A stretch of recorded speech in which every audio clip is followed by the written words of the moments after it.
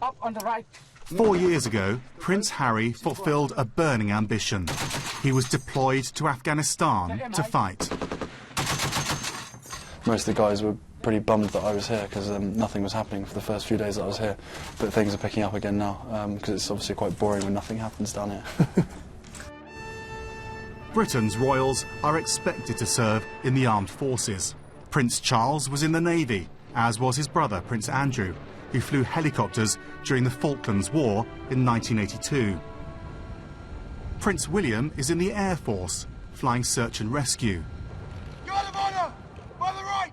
For Prince Harry, though, it was always going to be the army. He was an officer cadet at school, leading the parade.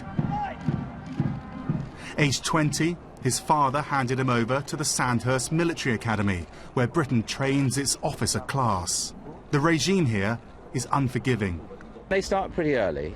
We say here that many of the cadets who turn up have been used to working for 4 hours a day and sleeping for 20, and our aim is generally to reverse that cycle.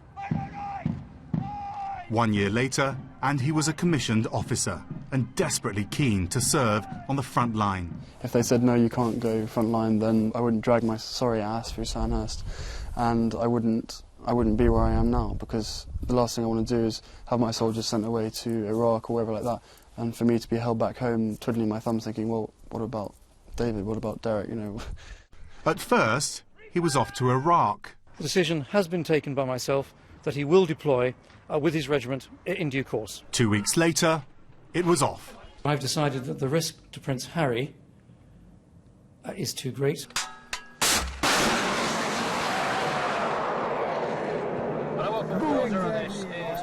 Finally, with the media sworn to secrecy, he was deployed. If Prince Harry had wanted to get as far away as possible from his military base in Britain, he had succeeded. He found himself in the south of Helmand province, working as a battlefield air controller, face to face with the Taliban. They pop up their heads, they poke their heads up, and then that's it. And then if the guys are coming under a lot of fire, then I call the air in, and as soon as the air comes up, they disappear and just jump down these holes or go into their bunkers. Roger, that large compound, just confirm there's many craters from air ordnance. And Purple was where we dropped 2 days ago. So there's a big bunker system there that they're building up. The whole place is just deserted and there's no roofs on any of the compounds. There's craters all over the place. It looks like something out of sort of the Battle of the Somme.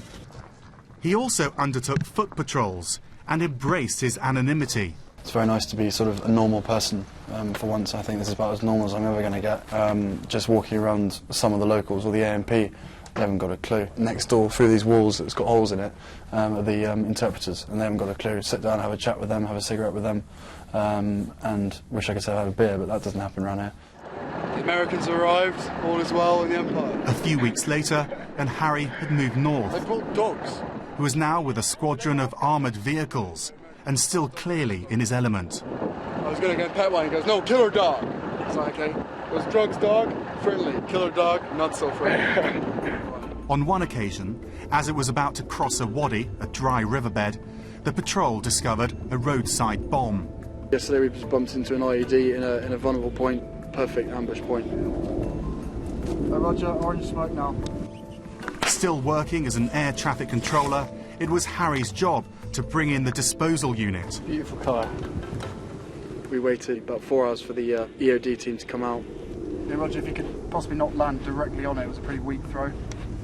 Between a few of us, we managed to persuade the helicopter to land in the wadi, which made lives a lot easier. They came down, 12 of them, not entirely sure why so many, with Bergens as well. They were expecting a long night out. They got the job done, did a controlled explosion. And then we pulled out, and well, looking back on it, essentially we saved numerous people's lives, whether it was ours or AMP or ANA or just locals driving through that point. So it was a good job, well done. Members of Harry's squadron gave him a favourable appraisal, with the odd qualification. He's a prince, he's royalty, but he's also an officer. He's a good officer as well, and the lads get on with him really well. it can give us a little bit of a benefit because we do get little surprises tucked away from the other units, because obviously they want a bit of face time with Mr. Wells, so there's no problems whatsoever. It is fixed, he's just taking time out. I need breakfast. A nasty habit I've noticed of when he gets in his bed at night time, leaving something just outside the bivvy, and then he always calls someone over. Can you pass me that in, please? Because he's absent-minded at night time when he's looking forward to his bed. Yeah. Harry's time in Afghanistan ended abruptly after word of his deployment leaked out. He was quickly brought home and immediately chomping at the bit to go back. I'd love to go back out, and I've already mentioned it to them that I want to go out very, very soon. I don't intend on leaving the army, but I think, as everyone will say to you, if you ask them, once you're back from operations, everything's a bit of an anticlimax. As in, you go back to your unit and, well, there you are, day in, day out, you know, same routine, nothing changes, and that's the way it is. Where at least in operations, you know, you're kept on your toes the whole time, and that's what guys join up for, I guess. It's just that, you know, that sort of adrenaline. It was never in any doubt that his Caribbean trip would include a visit to an army base. Yo, camera, yo. And perhaps it was inevitable that Afghanistan, on the other side of the world, should still cast a shadow. Today was meant to be the day we got a sense of the military prince. He's dressed up in his military gear. But it's also the day that 6 British soldiers were killed in Afghanistan, so the whole event's been toned down. Harry doesn't want to be seen to be having fun or any sort of action on a day that servicemen have been killed and service personnel. So he was due to go up this rappel tower and abseil down, but the plan has now changed. He's just going to watch that going on.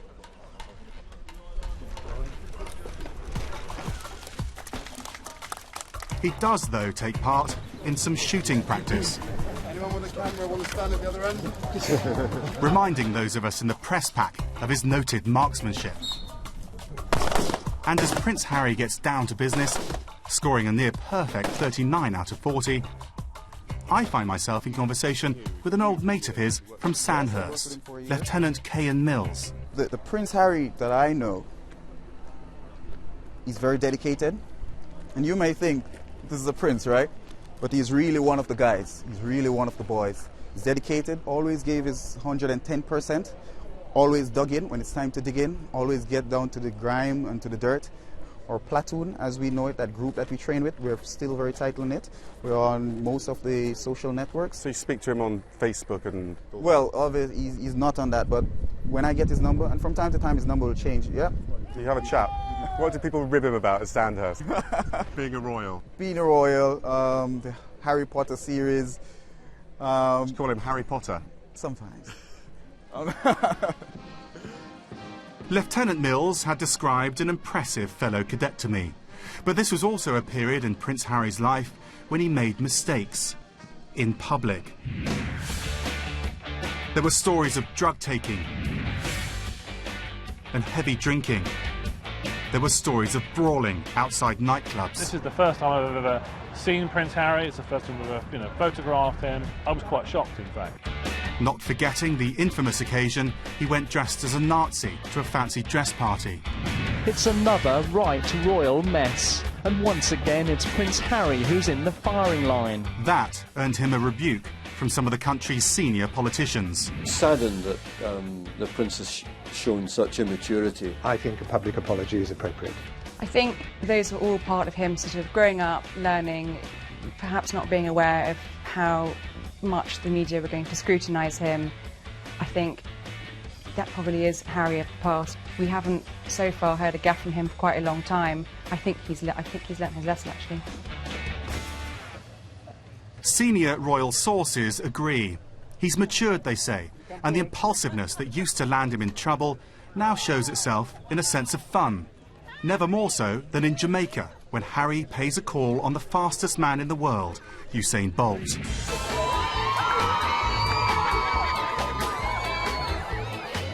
After a bit of banter, a bit of goofing, Harry pulls the old distraction technique.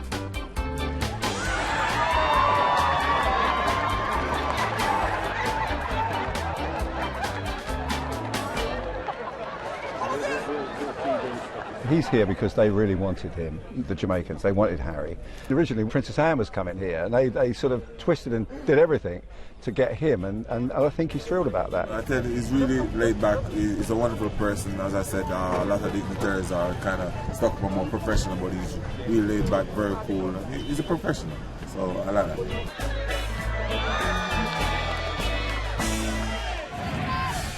The call of duty